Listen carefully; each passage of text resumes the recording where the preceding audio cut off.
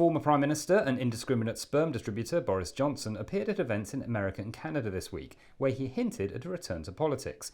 Our comebacks, rebounds, and oh god not him again correspondent Jonathan Goodenough has more. Yes, that's right, as the local elections campaign heats up like a frozen chicken over a candle, the last Prime Minister but one was back on stage to remind us what we've all been missing. And what's that? A deliberately scruffy man who thinks that using deliberately bad French is funny. What did he say? Donnez-moi un break. Zut alors. But what did he say about coming back? He said he might run for election again, but only if he felt like he had something useful to contribute. Such as? Well, unless it's a well-worn after-dinner speech or a few half-hearted columns, it's hard to know. What's his attitude to Donald Trump these days? I think that could generously be described as complicated. And ungenerously? Confused. In what sense? Well, Johnson criticised Trump's election denial, but said he hoped he would be more pro-Ukraine in office than he might currently appear. This despite the fact that Republicans loyal to Trump in Congress are blocking all aid to Ukraine at the moment. Yes, Johnson seems to think that Trump would change his mind in office and take on Putin,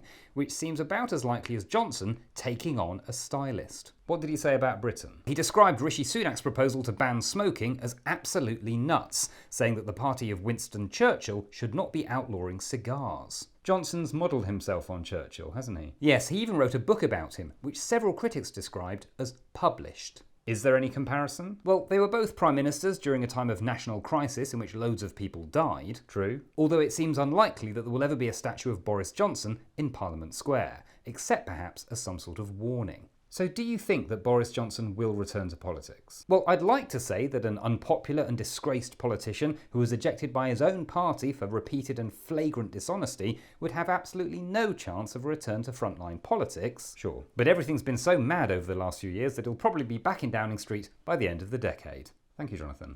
Next up, as Keir Starmer confirms that unlike Jeremy Corbyn, he would push the nuclear button, we ask, will this commitment to mutually assured destruction and a hypothetical willingness to kill millions of people help shore up support in the Red Wall?